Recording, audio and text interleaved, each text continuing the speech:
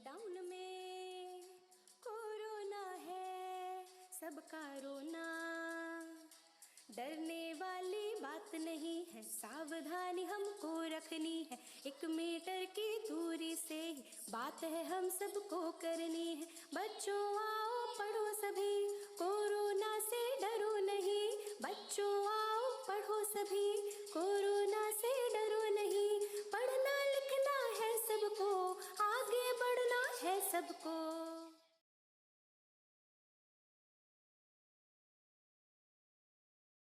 Hello बच्चों, स्वागत है आप सभी का भूगोल की क्लास में। मैं आकांक्षा सोनकर, भूगोल प्रवक्ता, राजकीय बालिका इंटर कॉलेज छोटी जुबली लखनऊ से। बच्चों, आज हम क्लास 12 की भूगोल पढ़ेंगे। पिछली क्लास में आपकी दूसरी किताब भारत, लोग और अर्थव्यवस्था खंड ख का प्रथम अध्याय जनसंख्या भारत की वितरण, घनत्व, वृद्धि और संगठन, इसे हम स्टार्ट कर चुके थे।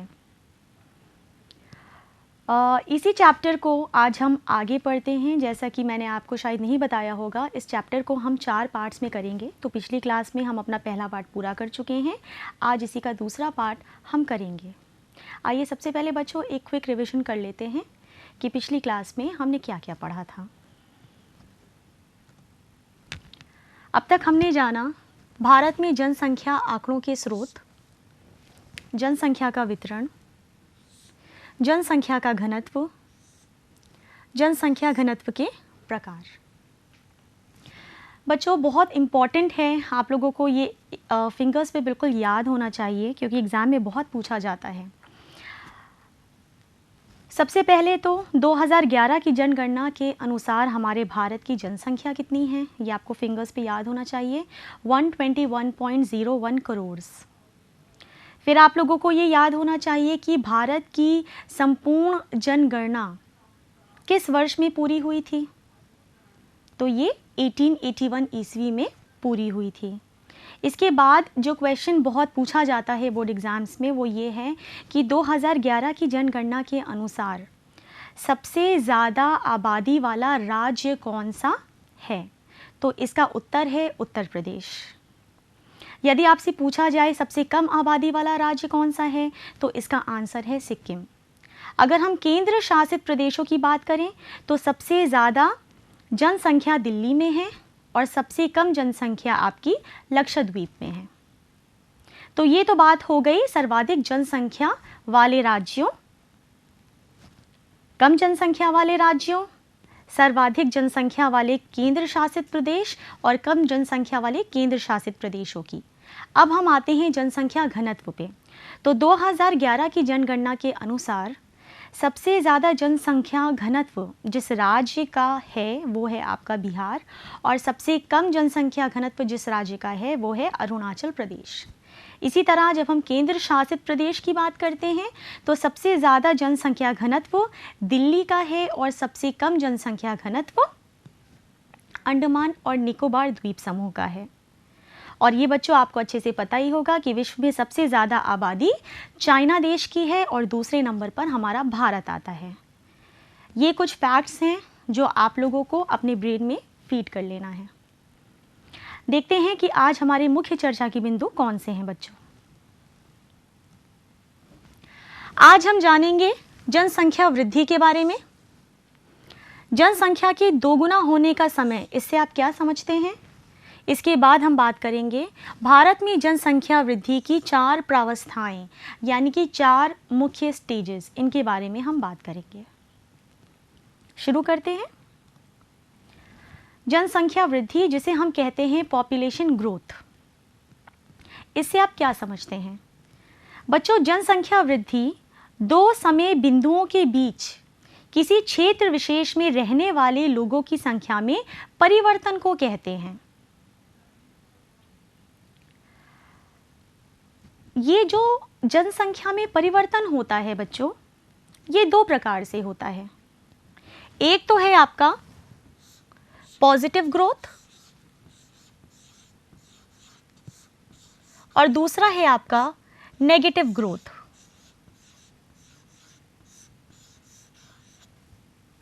दो समय बिंदुओं के बीच में किसी क्षेत्र विशेष में जो जनसंख्या में परिवर्तन हो रहा है, ये दो प्रकार से होता है। एक है आपका पॉजिटिव ग्रोथ और एक है आपका नेगेटिव ग्रोथ। पॉजिटिव ग्रोथ में आपकी जनसंख्या बढ़ती है और नेगेटिव ग्रोथ में, जिसे हम ऋणात्मक वृद्धि कहते हैं, इसमें आपकी जनसंख्या बच्चों घट जाती है।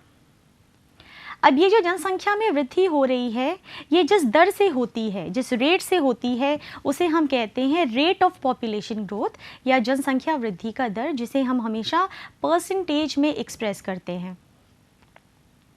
अगर आपसे बच्चों एग्जाम में पूछा जाए कि हमारे भारत की जनसंख्या की वार्षिक वृद्धि दर कितनी है, तो आपका आंसर होगा 1.64%। ये बहुत इंपॉर्टेंट है बच्चों।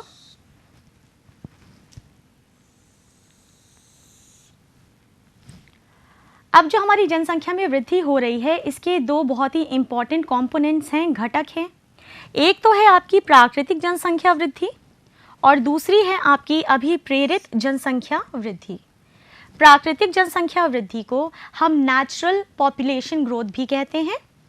अभिप्रेरित जनसंख्या वृद्धि को हम लोग इंड्यूस्ड पॉपुलेशन ग्रोथ कहते हैं बच्चों। अब देखिए, प्राकृतिक जनसंख्या वृद्धि में क्या होता है कि इसमें आपकी जन्म दर उच्च हो जाती है और जो आपकी मृत्यु दर है वो इसमें कम हो जाती है। तो फलस्वरूप होता क्या है कि आपकी जो जनसंख्या दर है इसमें वृद्धि होती है। जब हम बात करते हैं अभिप्रेरित जनसंख्या वृद्धि दर की, तो इसमें क्या होता है कि जो आपका अंतर्राज्य प्रवास है, यानी कि एक राज्य से दूसरे राज्य में जो लोग प्रवास कर रहे हैं, ये किसी भी कारणवश कर सकते हैं। नौकरी की तलाश में कर सकते हैं, या फिर अगर शादी हो जाती है या पढ़ाई के सिलसिले में। तो यहाँ पर क्या हो रहा है कि जो लोग हैं वो एक राज्य से दूसरे राज्य में प्रवास करते हैं, तो इससे आपकी जनसंख्या में वृद्धि होती है, जिसे कहते हैं इनवर्ड या outward movement of people from one state to another. तो ये दो तरीके हैं जिससे हमारी जनसंख्या में बच्चों वृद्धि होती है। अब जब हम भारत में जनसंख्या वृद्धि की बात करते हैं बच्चों, तो जो भारत की दशकीय जनसंख्या वृद्धि दर है और वार्षिक जनसंख्या वृद्धि दर है, ये उच्च रही हैं और अभी भी ये निरंतर बढ़ रही हैं। और मैं आपको बता ही चुकी हूँ कि अगर आपसे एग्जाम में पूछा जाए कि भारत में जनसंख्या की वार्षिक वृद्धि दर कितनी है, तो आपका आंसर होगा 1.64%। आई होप कि आपको ये कॉन्सेप्ट क्लियर हो गया होगा। आइए नेक्स्ट देखते हैं। जनसंख्या के दोगुना होने का समय, जिसे हम कहते हैं डबलिंग ऑफ पॉपुलेशन, इससे हम क्या समझते हैं? यानी कि वो समय जो जनसंख्या ले रही है खुद को दोगुना करने में, खुद को डबल करने में वर्तमान वार्षिक वृद्धि दर पर, उसे हम कहते हैं डबलिंग ऑफ पॉपुलेशन। जैसा कि लिखा है, जनसंख्या के दोगुना होने का समय वर्तमान वार्षिक वृद्धि दर पर किसी भी जनसंख्या के दोगुना होने वाला समय है। ये भी बच्चों वेरी इंपॉर्टेंट है, अति लघु में आपसे एग्जाम में इसे पूछा जा सकता है। आगे लिखा है, पिछली एक शताब्दी में, शताब्दी का मतलब होता है बच्चों 100 साल, 100 ईयर्स। तो पिछली एक शताब्दी में भारत की जनसंख्या वृद्धि वार्षिक जन्म दर और मृत्यु दर तथा प्रवास की दर के कारण हुई है। यानी कि जो हमारे भारत में जनसंख्या की वृद्धि हुई है, ये किस वजह से हुई है? ये हमारी वार्षिक जन्म दर, मृत्यु दर और प्रवास, प्रवास का मतलब होता है माइग्रेशन, एक जगह से दूसरी जगह को जाना। तो इन तीन कारणों से हमारे भारत में जनसंख्या में वृद्धि हुई है बच्चों। इसलिए यह वृद्धि विभिन्न प्रवृत्तियों को दर्शाती है। यानी कि जो हमारे भारत में जनसंख्या की वृद्धि हुई है, इसके अलग अलग ट्रेंड्स, अलग अलग प्रवृत्तियां आपको देखने को मिलती हैं। तो इसकी 4 प्रमुख स्टेजेस हैं, लेकिन इन स्टेजेस को करने से पहले हम लोगों को एक बहुत ज़रूरी चीज़ सीखनी है, और वो है ये टेबल। ये है आपका भारत की दशकीय वृद्धि दर। अब इस टेबल में बच्चों आप लोगों को ये पता चलेगा कि भारत की दशकीय वृद्धि दर कितनी रही है 1901 से 2011 तक? सबसे पहले तो बच्चों जो पहला कॉलम है इसमें आपको जनगणना का वर्ष बताया जा रहा है। हम लोग ने पिछली क्लास में ये किया था कि भारत में हर 10 वर्ष पर जनगणना की जाती है। तो पहले कॉलम में आपको जनगणना के वर्ष दिए हुए हैं, जैसे 1901, फिर 10 वर्ष के अंतराल के बाद 1911, 1921 एंड सो ऑन। फिर आते हैं हम दूसरे कॉलम में, इसमें आपको कुल जनसंख्या का पता चल रहा है। जैसे 1901 में आपके भारत की कुल जनसंख्या कितनी है? ये है 23.84 करोड़। इसके बाद हम आते हैं आपके तीसरे कॉलम पर, जो है वृद्धि दर का कॉलम, जिसमें आपको जनसंख्या की वृद्धि दर के बारे में पता चलेगा।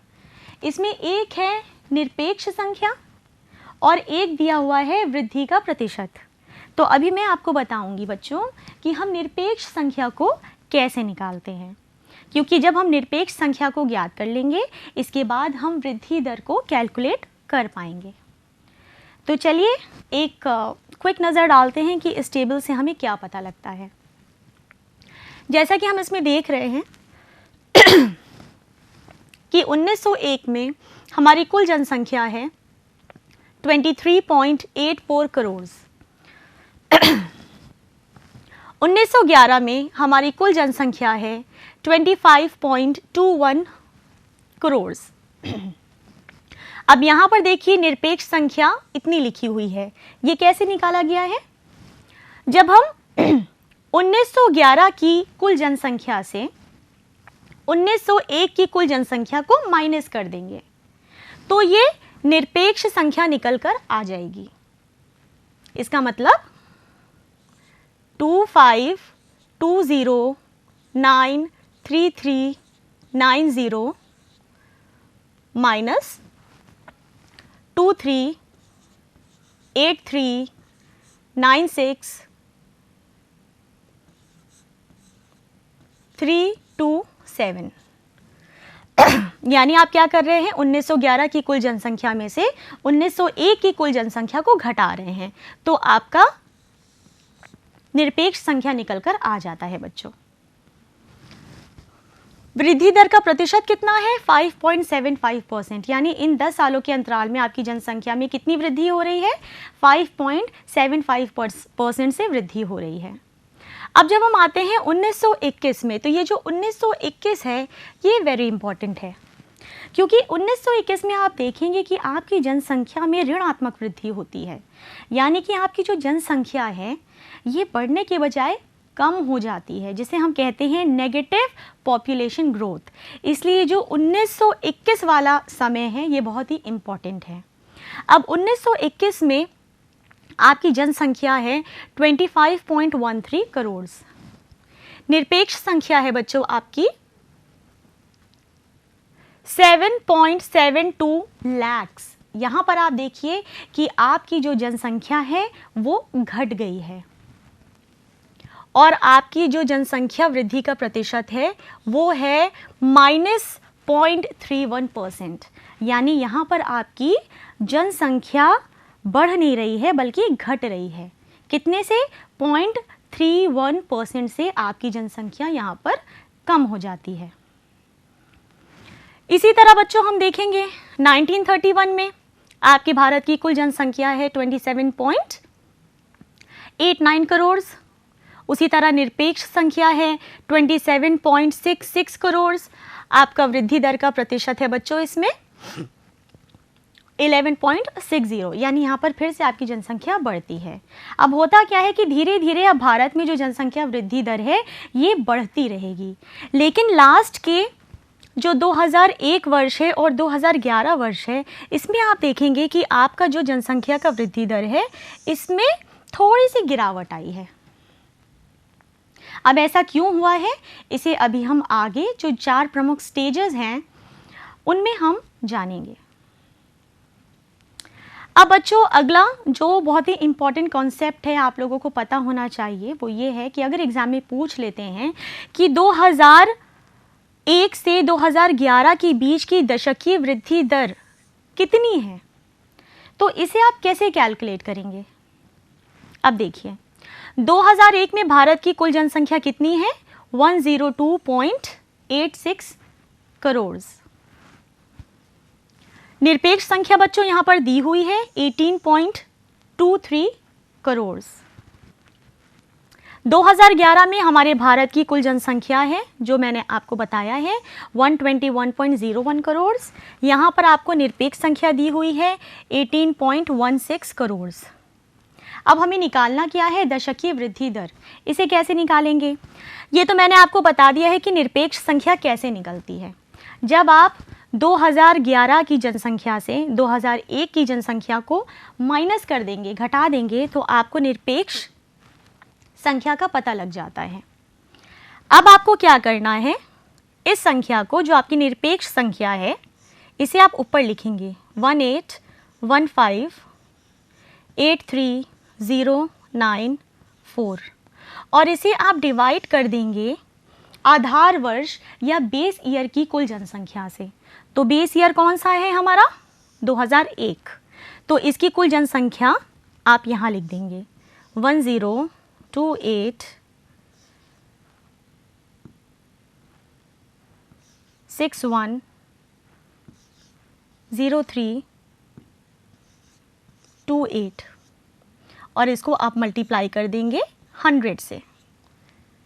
अब जो आपका आंसर होगा वो है 17.64%। तो दशकीय वृद्धि दर कितनी निकल कर आती है 2011 में? 17.64%। तो इस तरह से बच्चों हम दशकीय वृद्धि दर निकालते हैं। इस टेबल को बहुत अच्छे से बच्चों आप लोग देखिएगा और समझने की कोशिश करिएगा और इसे अच्छे से स्टडी करिएगा और 1921 का समय याद रखिएगा, क्योंकि इस समय क्या हुआ था? पॉपुलेशन में नेगेटिव ग्रोथ हुई थी, ऋणात्मक वृद्धि हुई थी। आइए नेक्स्ट देखते हैं।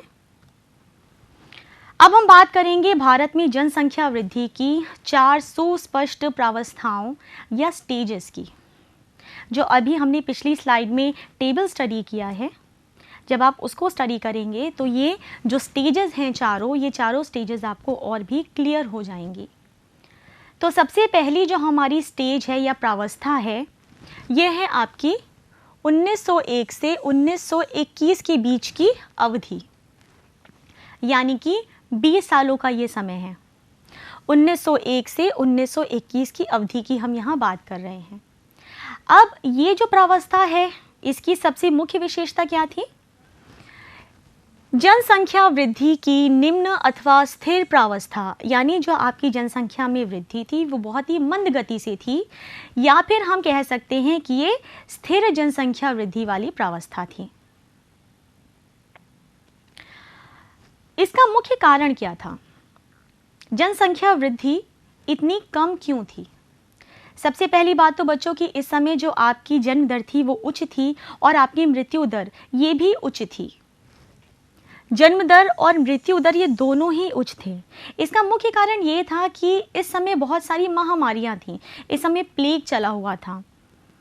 साथ ही साथ लोगों के पास खाने का अभाव था, उनके पास पर्याप्त भोजन नहीं था, उनके पास अच्छी मेडिकल फैसिलिटीज़ नहीं थी अपना उपचार कराने के लिए, निरक्षरता थी, जो बेसिक नेसेसिटीज़ होती हैं, आधारभूत आवश्यकताएं, इनकी कमी थी। तो आप देखेंगे कि उस समय जो मृत्यु दर था, डेथ रेट, वो बहुत ज़्यादा हाई था और बर्थ रेट भी हाई था अज्ञानतावश। फिर जैसा कि हमने पिछली स्लाइड में देखा था टेबल में कि जो 1911 से 1921 की अवधि थी उसमें जनसंख्या में ऋणात्मक वृद्धि होती है, यानी कि नेगेटिव पॉपुलेशन ग्रोथ होती है। क्यों होती है ये हमने अभी डिस्कस किया। निम्न स्वास्थ्य एवं चिकित्सा सेवाएं, निरक्षरता, भोजन तथा अन्य आधारभूत आवश्यकताओं का अपर्याप्त वितरण। तो इन कारणों से इस प्रावस्था में आपकी जन्म दर भी उच्च थी और मृत्यु दर भी उच्च थी और आपकी जो जनसंख्या की वृद्धि थी वो स्थिर थी या मंद गति से थी। आइए नेक्स्ट देखते हैं। अब आती है आपकी दूसरी प्रावस्था। ये जो समय है बच्चों, ये 1921 से 1951 की अवधि है। अब ये जो 20 साल का समय है, इसकी सबसे प्रमुख विशेषता क्या थी? आपका जन्म दर उच्च है, लेकिन मृत्यु दर आपका निम्न हो जाता है। अब आप यहाँ पर देखेंगे कि जो मेडिकल फैसिलिटीज़ हैं उनमें सुधार हो जाता है, सैनिटेशन की फैसिलिटी हो जाती है, यानी स्वास्थ्य और स्वच्छता सुविधाओं में व्यापक सुधार देखने को मिलता है, जिस कारण से जो आपकी मृत्यु दर है वो कम होने लगती है। जन्म दर अभी भी उच्च है। और कौन कौन से डेवलपमेंट्स होते हैं इस अवधि में? बेटर ट्रांसपोर्ट एंड कम्युनिकेशन, जिसे हम कहते हैं बेहतर परिवहन और संचार तंत्र से वितरण प्रणाली में सुधार। तो जो आपका डिस्ट्रीब्यूशन सिस्टम है ये अच्छा हो गया। कैसे अच्छा हुआ? जब ट्रांसपोर्टेशन और कम्युनिकेशन बेटर हुआ तो जो आपका वितरण प्रणाली था उसमें भी सुधार आया। अशोधित जन्म दर उच्च बनी रही, जिससे पिछली प्रावस्था की तुलना में वृद्धि दर उच्चतर हुई। अब जो पिछली प्रावस्था है उसमें जनसंख्या की वृद्धि स्थिर थी। इस प्रावस्था में क्या हो रहा है बच्चों? आपकी जन्म दर उच्च है, इसीलिए पिछली प्रावस्था की तुलना में इस प्रावस्था में आपकी वृद्धि दर बढ़ी है, उच्चतर हुई है। 1920 के दशक की महान आर्थिक मंदी और द्वितीय विश्व युद्ध की पृष्ठभूमि में यह वृद्धि दर प्रभावशाली थी। 1920 का जो दौर था वो दौर था बच्चों आर्थिक मंदी का। सेकेंड वर्ल्ड वॉर की पृष्ठभूमि में ये जो वृद्धि दर थी बच्चों ये प्रभावशाली थी। तो इस स्टेज में हम क्या देख रहे हैं, क्या हो रहा है? हमारी जो जन्म दर है वो उच्च बनी हुई है, लेकिन जो हमारी मृत्यु दर है उसमें गिरावट आई है। और पिछली प्रावस्था की तुलना में इस प्रावस्था में क्या हो रहा है कि जो हमारी जनसंख्या वृद्धि दर है वो उच्चतर हुई है। कुछ ही बेसिक सी चीज़ें हैं बच्चों जो आप लोगों को याद रखनी है। नेक्स्ट देखते हैं।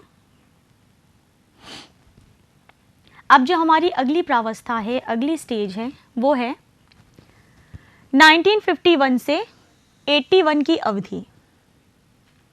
ये बहुत ही इम्पॉर्टेंट समय है, क्योंकि इस समय आप देखेंगे बच्चों की जनसंख्या में विस्फोट होता है। जनसंख्या विस्फोट किसको कहते हैं? जब हमारी जन्म दर बहुत ज़्यादा हो जाती है और हमारी मृत्यु दर बहुत कम हो जाती है, यानी ज़्यादा बच्चे जन्म ले रहे हैं और बहुत ही कम लोगों की मृत्यु हो रही है। तो इसके फलस्वरूप होता क्या है? जनसंख्या बहुत तेज़ी से बढ़ती है, जिसे हम जनसंख्या का विस्फोट कहते हैं। तो 1951 से 1981 का जो ये समय है, इसमें आप जनसंख्या में तीव्र वृद्धि पाएंगे, इसलिए हम इस पीरियड को जनसंख्या विस्फोट का नाम देते हैं। इस अवधि की सबसे मुख्य विशेषता कौन सी थी? प्रजनन दर उच्च रही, यानी जो आपका बर्थ रेट था ये ऊंचा था, ज़्यादा बच्चे जन्म ले रहे हैं। और मृत्यु दर में तीव्र कमी आई, यानी कि जो हमारा डेथ रेट है ये बहुत तीव्रता से डिक्लाइन किया, नीचे गिरने लगा। अब ऐसा क्यों हुआ? क्योंकि धीरे धीरे जो मेडिकल फैसिलिटीज़ हैं वो और भी इम्प्रूव होने लगीं। जो चिकित्सीय सुविधाएं हैं उनमें सुधार आ गया। सैनिटेशन, जैसे हम स्वच्छता कहते हैं, इसमें सुधार हुआ। साथ ही साथ आप देखेंगे बहुत सारी जो अन्य सुविधाएं थीं, जैसे हम कहते हैं बेसिक नेसेसिटीज़, आधारभूत आवश्यकताएं लोगों की, वो भी पूरी होने लगी। तो आप यहाँ पर क्या देखेंगे कि मृत्यु दर जो है वो बहुत तीव्रता से नीचे गिर गया। अब यहाँ पर औसत वार्षिक वृद्धि दर 2.2% तक ऊंची रही, यानी हर वर्ष जनसंख्या की वृद्धि किस दर से हो रही थी? 2.2% से। स्वतंत्रता प्राप्ति के बाद इस अवधि में केंद्रीकृत नियोजन प्रक्रिया के माध्यम से विकासात्मक कार्यों का आरंभ हुआ। हमारे देश के आज़ाद होने के बाद इस अवधि में बच्चों केंद्रीकृत नियोजन प्रक्रिया के माध्यम से कई सारे डेवलपमेंटल प्रोग्राम्स ऑर्गेनाइज हुए और बहुत सारे ऐसे कार्य किए गए जो विकास को और बढ़ावा देने वाले थे। धीरे धीरे अर्थव्यवस्था में सुधार होने लगा, लोगों का स्टैंडर्ड ऑफ लिविंग इम्प्रूव होने लगा, क्योंकि अब लोगों के पास बेटर काम था, उनका जो रहने सहने का स्तर था उसमें भी व्यापक सुधार हुआ। तो इस अवधि में आप देखेंगे कि प्राकृतिक वृद्धि उच्च और वृद्धि दर उच्चतर हुई, यानी कि जनसंख्या की वृद्धि दर बहुत ऊंची थी। साथ ही साथ इसमें एक बहुत ही स्पेशल फीचर ये है कि देश में बढ़ते अंतर्राष्ट्रीय प्रवास, यानी कि हमारे भारत में बाहर के देशों से कई लोग आए और यहाँ पर आकर बस गए। इनमें पाकिस्तानी, बांग्लादेशी, चीन के लोग, तिब्बत के लोग खास तौर से हमारे भारत में आकर बस गए, जिसे हम कहते हैं अंतर्राष्ट्रीय प्रवास। तो क्योंकि ये बाहरी लोग भी आकर हमारे भारत में बसे, इस वजह से हमारे भारत की जो जनसंख्या की वृद्धि थी ये और भी तीव्र हो गई। देश में बढ़ते अंतर्राष्ट्रीय प्रवास और पाकिस्तान से आने वाले लोगों ने उच्च वृद्धि दर में अपना योगदान प्रदान किया। ये है बच्चों आपकी 1951 से 81 के बीच की अवधि, जो जनसंख्या विस्फोट को दर्शाती है। नेक्स्ट देखते हैं। अब आता है आपका 1981 से वर्तमान तक का समय। इसकी सबसे मुख्य विशेषता क्या है? उच्च जनसंख्या वृद्धि दर, परंतु धीरे धीरे मंद गति से गिरावट आई, यानी जनसंख्या वृद्धि दर अभी भी ऊंची है पर धीरे धीरे अब ये मंद गति से कम हो रही है। ऐसी जनसंख्या वृद्धि हेतु अशोधित जन दर की अधोमुखी प्रवृत्ति को उत्तरदायी माना जाता है। बच्चों आप देखेंगे कि धीरे धीरे लोग शिक्षित हो रहे हैं, फैमिली प्लानिंग अपना रहे हैं, लोगों को पता है कि छोटा परिवार ही सुखी परिवार है। तो यहाँ पर आप देख रहे हैं कि अब लेट मैरिजेस भी होने लगी हैं, नारियाँ जो हैं ये शिक्षित हो रही हैं। तो ये सारे फैक्टर्स हैं कि अब आप देखेंगे कि धीरे धीरे जो पॉपुलेशन ग्रोथ है वो अब कम होने लगा है। देश में जनसंख्या की वृद्धि दर अभी भी ऊंची है और विश्व विकास रिपोर्ट द्वारा यह प्रक्षेपित किया गया है बच्चों कि 2025 ईस्वी तक जो हमारे भारत की जनसंख्या है ये 135 करोड़ का आंकड़ा छू जाएगी, जो एक बहुत बड़ा आंकड़ा है बच्चों। तो ये हैं बच्चों आपकी 4 प्रमुख स्टेजेस। एक बार क्विक रिवीजन कर लेते हैं कि आज हमने क्या क्या पढ़ा। हमने भारत में जनसंख्या की वृद्धि के बारे में जाना, जनसंख्या के दोगुना होने के समय के बारे में जाना और जनसंख्या वृद्धि की 4 प्रमुख प्रावस्थाओं के बारे में हमने जाना। अब इसके बाद बच्चों मैंने आपको गृह कार्य दिया है, जो आपके बोर्ड एग्जाम का पैटर्न है उसी पैटर्न पर ये प्रश्न मैंने आपको दिए हुए हैं। पहला प्रश्न है भारत की औसत वार्षिक वृद्धि दर कितनी है, ये मैंने अभी आपको कराया है। सन 2000 की जनगणना के अनुसार जनसंख्या की दृष्टि से विश्व में भारत का कौन सा स्थान है, आपको पता है बच्चों। भारत की औसत जनसंख्या वृद्धि दर 2001 से 2011 के दशक में कितनी थी, ये भी मैंने आपको पढ़ाया है। जनसंख्या वृद्धि किसे कहते हैं, भारत में जनसंख्या वृद्धि की व्याख्या कीजिए। ये दीर्घ प्रश्न उत्तर है, इसे आपको 150 शब्दों में लिखना है। अपना होमवर्क प्लीज टाइमली कीजिए बच्चों। अगर आप ये वीडियो किसी कारणवश नहीं देख पाए हैं तो आप इसे उत्तर प्रदेश माध्यमिक शिक्षा विभाग की वेबसाइट पे पुनः देख सकते हैं। अपने मोबाइल में दीक्षा ऐप को इंस्टॉल कीजिए और अध्ययन संबंधित जो भी सामग्री है वो आपको इस पोर्टल से मिल सकती है। अगली क्लास में इसी चैप्टर के अगले भाग के साथ आपके सामने आती हूँ बच्चों। तब तक के लिए have a nice day. Thank you.